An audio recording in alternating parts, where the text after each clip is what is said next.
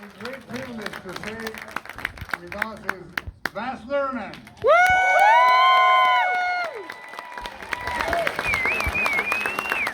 Look at him. Look at you. How about this power sound? Huh? What a Saturday.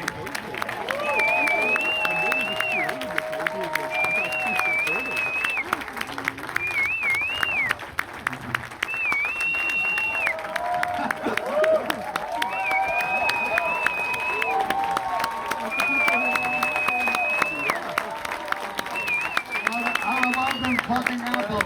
I gotta say one thing. If ever I had a brother in cinema, right, forget a great friend, but a brother in cinema, this is the man. We were actually born as twins, just no one knows about it. I mean, the Elvis period. Woo! That is prime. Anyway, what an amazing experience. I mean, there's never been anything like this, never. So I know everybody must know the genesis, but you stumbled upon the footage when you were researching Elvis. You want to talk a little bit about that? Yeah, I mean, it was an accident, and I mean, we talk, when we talk, I guess it's like surgeons talk, or priests, I don't know, but we have a language. But you would understand this, that what happened was, just the really quick part of the history of it is, that Ernst Jorgenstein is the scientist of all things Elvis, said to me, look, I think there might be this missing reel from the Vegas show, and I thought, gee, maybe I can get it and use it in the showroom, a bit of found footage stuff, you know.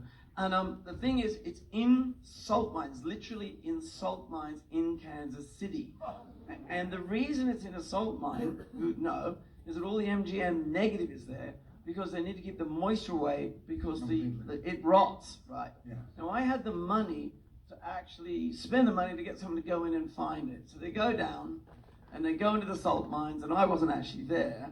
Well, I get the photos, and it's a bit, you know, Raiders of the Lost Ark, you know, like dun da da da da da da, kicks the door in, and there's dust everywhere, and there are 65 boxes or reels of negative, and on the boxes it says Elvis 1974 nights, 16 mil of the tour, and at exactly the same time we got in possession through the wonderful Angie Marchese 8mm that had never been seen of Elvis.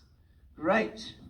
So they bring it all back, and Guillermo, you know, like the smell of rotting negative, it's vinegar. So it was dissolving, actually dissolving, because it smells like vinegar. And so we couldn't use the footage. I didn't end up making the showroom. I convinced Warner's to scan it at least before it all just dissolved. There was no sound. It was just picture. So at the end of it, John O'Rebin and I, my creative partner in this, you know, the editor, and, you know, really, really, honestly, the soul of this whole venture, we go, well, what are we going to do? You know, we can't kind of reheat the other, you know, docos and the stuff we were seeing. So began a 2-year process of finding Mag, which we did find, Elvis's voice, the band. We found some orchestrations were a bit damaged. We found most of the suites was good. And we also, it took 2 years to physically sync the sound with the pictures. So we do that, and then one day we opened a box, and it had Nagra tape in it, not Mag. Nagra, what's that doing there?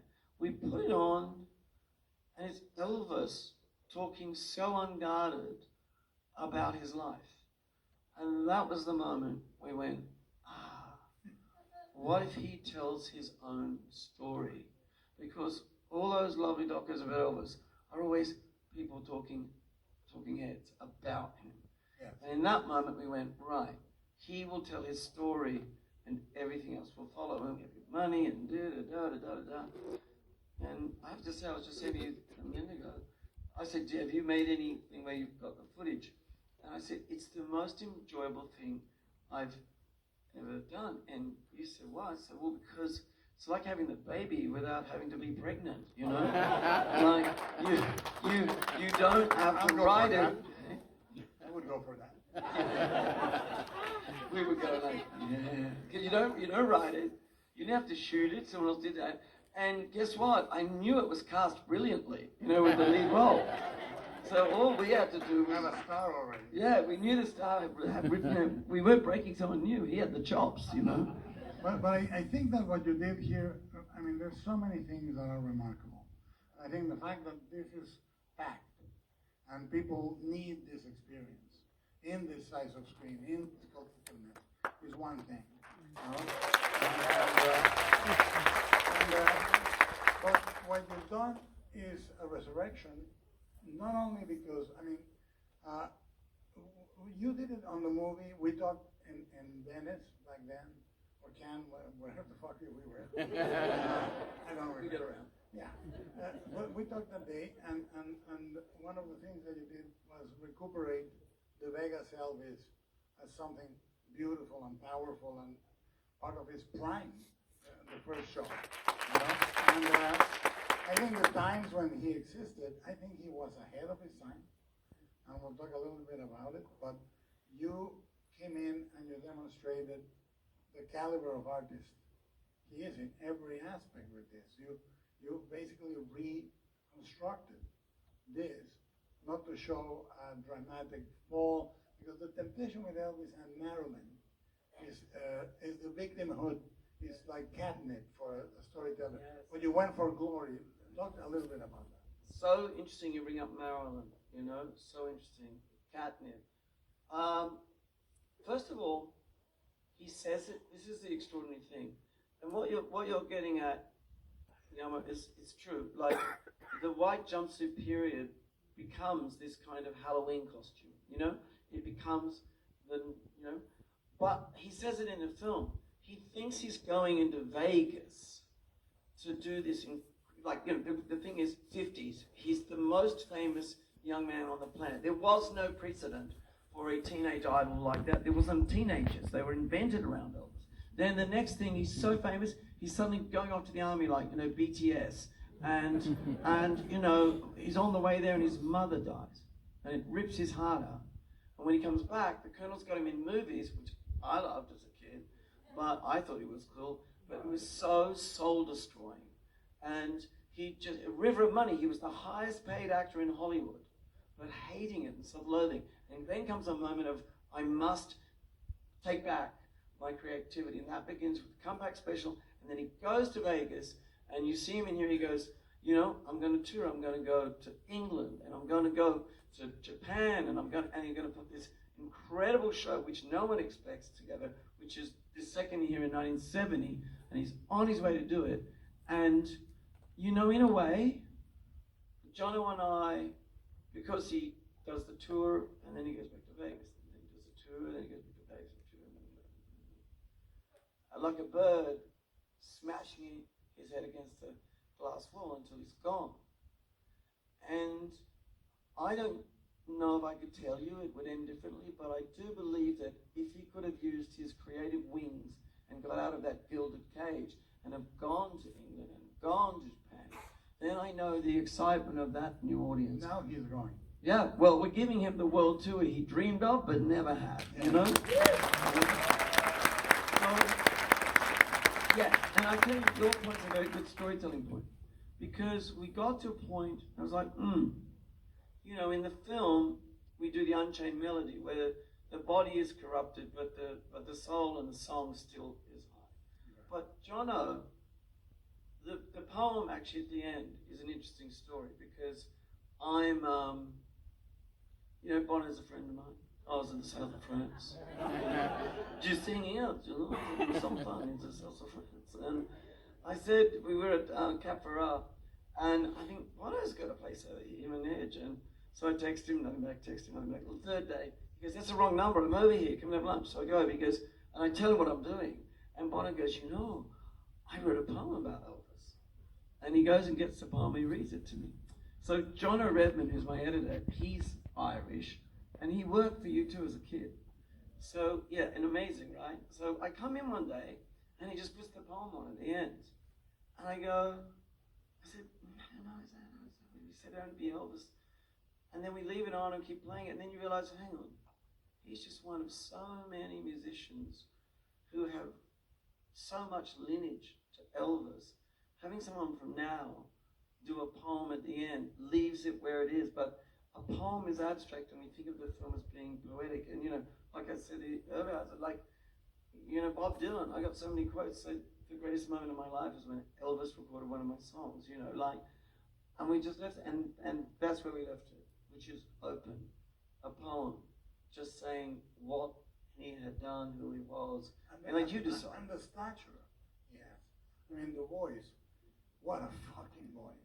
I mean, that voice is inarguable, but the moment he goes to Vegas, a lot of people, the zeitgeist is behind. I think he is completely modern. He's decades ahead of his time.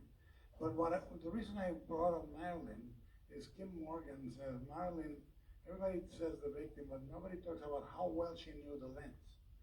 How she was almost like self-directing. And Elvis, the theatricality that he does, where everything is wired to his body. Yes. The lights, yes. the battery, and not only that, but he knows when to go down and when to come back, and is almost gospel, voodoo, everything writing, the spirit writing. It's 100% true. You know what? And I said this earlier, but a living legend, who I won't say who it is, but he's a lead singer in a band. And I want to say it is, but it's sort of supposed to be like that, actually. But he said to me, the thing about me is like, I sort of do my steps and I rehearse. Or, there's one other person probably as famous as Elvis, we rehearse. But Elvis never rehearsed. He said he would go in and he would orchestrate with his voice. And everybody, they learn all the songs, they never knew what he was going to do. And Ronnie Tutt, the drummer, every person on stage was watching him. You just saw it then. When he was doing the end of Suspicious Minds, they never knew when he was going to finish. He'd just go, feel it. And I think it was his body, he was the music. And you're right to say gospel, because I think he's kind of the high priest of music. He's got the band watching him and the audience watching him, and the guy with the light. Everyone's going like, and like they do not know what's going to happen, It's and a that full makes theatrical him. performance. It's a religious kind of experience, because you do not know what's going to happen. It's completely alive in a moment. And the amazing thing is completely authentic. And this is the other part that I admire of the documentary. In many ways, we know how it ends. In many ways, we know he's sort of trapped. But I argue, as artists, we are very incompetent socially in life. And I wonder if, for a moment, and during those years, he's existing in the only place where he can be. Absolutely. Look, I mean, you couldn't be said better, because on stage, he's the most comfortable. It's like you're in his lounge room. And he has a family. Off stage, totally uncomfortable. And I think, Guillermo, we often talk about primary character, and I think that primary character, we can all judge, but we're not the most famous person on the planet. We're not that person, and things that are good for us, go and sit under a palm tree, or a relationship. They just don't quite do it for you. So with Elvis, the only love he really comes to trust is the love across the footlights, yes. The love of the fans, and the love that they give back. And he can be unguarded. It's like that. But also there's 50 crossing lines. He has the arrogance and the swagger of Bruce Lee. Yeah, he has the martial arts moves way ahead. He has the Shazam suit, right? He has this comic book hero suit. He's being earnest. I mean, you and I, one of the things that we chat about is whatever we do in earnest. We do from the gut and the heart, and it's so beautiful to see him expressing himself. On that point, I mean, he didn't have a stylist from being a kid. He came up with the sideburns. He decided on he talked about and the suits were made by Baloo, but he did, it wasn't today, it was someone went like, this is your look. You know, he created that, bit of a side thing. But I found, doing the research, Muhammad Ali went, when I was a kid, I saw Elvis, and I went, I want to be like that, only a boxer. And Elvis, and Elvis made Muhammad Ali a costume like that for his boxing suit, yeah. So the influence isn't just music, you know? We talk about the swag. Well, there's two things that are so urgent for us to recuperate: the ritual, the sacrament of art again, because we're being robbed of it by a zeitgeist that is completely algorithmic and metric, and I think we need to be big again, you know, big, bold, crazy, sincere, and emotional, and this gives us that license. I mean, seeing this movie is a religious experience. So true, so true. But I want you to take a moment and take that fucking compliment. Because I'm telling you, the reason we all come to this is because it's doing some healing for our spirit. Take it. You have to take it. No, there's a lot about AI, and by the way, just so you know, because some kids have said, some kids have said, oh, you know, don't get so excited, just use AI to bring it. I said, there is not a frame of AI in this film. And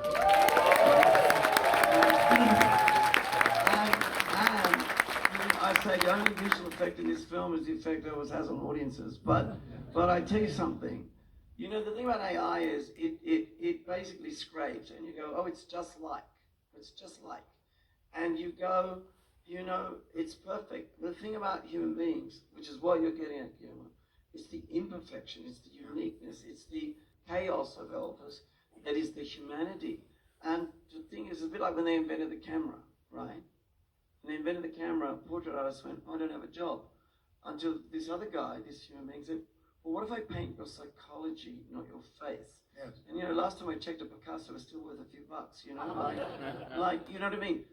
Human, as you say, as creators, as artists, we need to pivot, and I think the pivot is absolutely back to the authentic, the humanity, the human, you know, that. And I think that, you know, I think exactly what you said.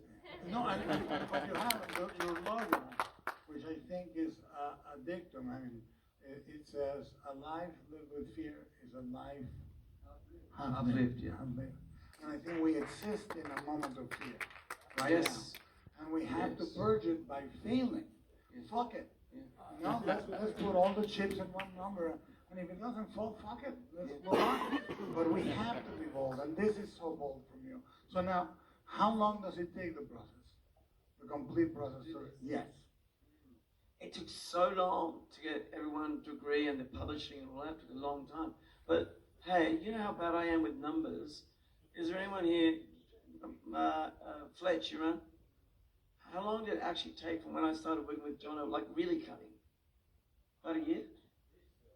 Just the cutting. Year and a half.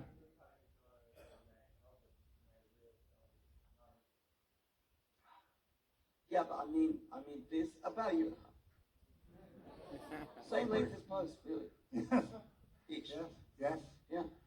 Now the other thing is the reason I brought the final performances and the way he's wired everybody and the way he interacts unguardedly with what you know is his family.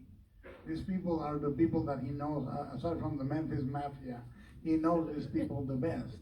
But the reason I said that is so wisely structured. You know, you begin where you begin, you ascend where you ascend. In the middle of the film, I said, he can't top this. And then you top it. So tell me a little bit, did you try different ways? Actually, you know, you'll be interested in this. It was a bit like, once we decided Elvis would tell the story, we did themes linear. So, you know, the beginning, going to Vegas, coming back, and we did large pods. We call them pods, but they were large extended beats. And then it was about also at the same time going, well, where do we get that? We don't have that in the recording. Can we get a voiceover? And there were like collectors who are very, very invisible, are very don't want to be acknowledged. And some of them would come forward and say, well, I've actually got this interview, or I've got that bit. So as we got more bits, we would fill that in, and then we would focus it down more and more until we were always having to stay dead on point. I'll give you an example where we wanted it to be a dreamscape because, otherwise we couldn't keep it linear. I tell this because there's a bit in it where Elvis sings "Oh Happy Day," right? The gospel. Now we have him doing the voice, but the recordings of the Sweet Inspirations wasn't that good. However, I remember when we did Elvis the movie, we worked with Shannon and when Elvis was a kid, he used to sneak into East Street Church and watch Mahalia Jackson and a great black gospel choir singing. And we thought, what if we could make that dream come true? So I rang Shannon Saunders in Nashville. He got this great gospel choir together, and they recorded with Elvis that track which you hear in here. So that's why we were able to sort of deal with it like a poem. And as we brought it more and more down, we just kept it on point to the story. So I guess it's like both writing and editing at the same time. Exactly, that's it. Now, the other thing, an element, Tim Davis, whom I admire and love very much. Tim Davis, the score, the way you guys counterpoint with it, it's so beautiful. Because it's a voice on top of the voice, almost like, not narrating, but it adds a layer. Yes. How early did you start working with him? Well, there's Tim Davies, Elliot, Jamison Shaw, actually. They're all part of my music team. And Tim did certain specific arrangements and things where we felt like, well, we need to get that vibe. Jamison Shaw's an amazing young guy, started with me years ago, but sometimes we took 2 or 3, where we needed Elvis music, instead of just score, we would take 2 or 3 Elvis songs and make a new one. Like, these tracks, and sort of, we called them DNA. We were like DNAing new songs. And then Elliot Wheeler, who scored Elvis, came in and did some of the counterpoint scoring, but it was so right in a story where the only thing that he tells it or sings it, or and where he doesn't sing it, music counterpoints it. But it is the tune from inside his soul, The other day I was touring a museum that is about to open in LA, and I was listening to the philosophy behind they said, we're going to just show the art, the date, and the artist. We're not going to tell you how to feel about it. And I remember the first and only time I was in front of Starry Night, the Van Gogh, how it affected me. I didn't need any further explanations, and I think that it's so beautiful that you curate what you present, and you let the art defend itself, and let the art talk directly to the audience. You're not telling them how to feel at all, but those moments with music and the amazing cinematic storytelling are creating a moment, and it's you. And I think you fuse with him. You fuse with him, and this I don't think would have been possible before Elvis, before you did that movie. This is like the culmination of that. It was, and we made it very. What you're saying, we made it very. Once we got Elvis telling the story, John and I were like, let's get out of the way. Okay, let's just let him tell it, and we'll. You know what I think more than us telling it, he tells it. We curate it. Do you know what I mean? Curated meaning kind of guided here, take that out. There were decisions to be made. It was captained. But he ultimately, we always kept saying, well, what would Elvis have done? Like in terms of the sound, and now, he would have the biggest screen. He would have the latest sound. What would Elvis have done? But this is where, and I want to say it in a theater full of people, what we've said in the past, what we've talked in the past, people think of your style as maximalist or baroque, and they think that because it's so complex, it must be easier, just more. But this is precisely proof of what I've known of you as a filmmaker, that it is the things you decide not to do what makes the experience emotional for the others. You do not put a voiceover. You don't narrate. You don't have talking heads. You don't tell us what period is happening, what was happening. This is the moment I can say I love Baz Luhrmann for what he does, but what he doesn't do. Woo! And I think the communion with the audience. I mean, I'm serious. I have seldom seen a piece of film that communicates so purely. We know that film, all the arts aspire to the condition of music. We all want to be singers or musicians. If Orpheus had been a director, Eurydice would have stayed in hell. He would have said, I need 120 people and 10 million, fuck you, Orpheus, go. But you do it. This is an act of communication of pure passion. It's funny you say that. I think you're absolutely right about the music metaphor because, well, in some regard, music takes us where words fail us. But I think when we're making movies, I think really it is like creating a symphony. You know what I mean? It's layers and all those things. And then you're talking about Orpheus. I mean, that is actually the Elvis story. He's literally Orpheus.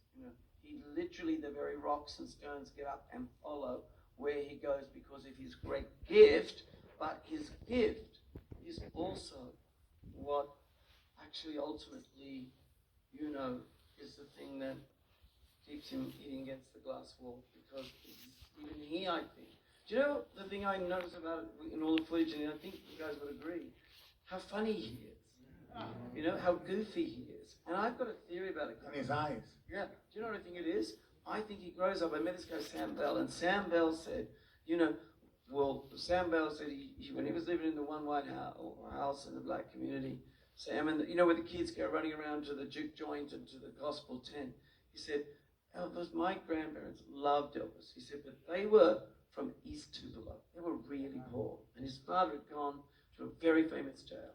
And I think that insecurity inside of him, that so polite, so empathetic, but then he grows up into this sort of Greek god with this voice of Orpheus.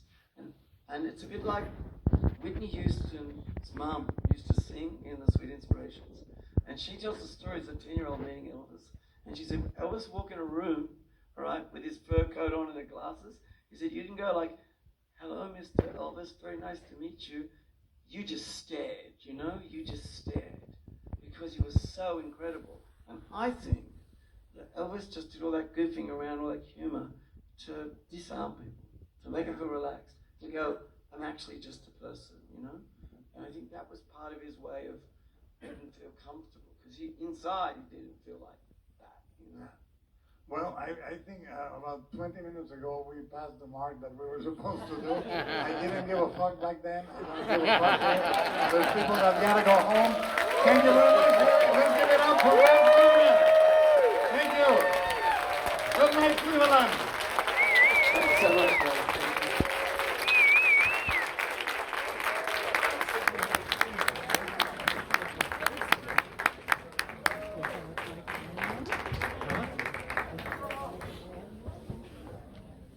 Well, the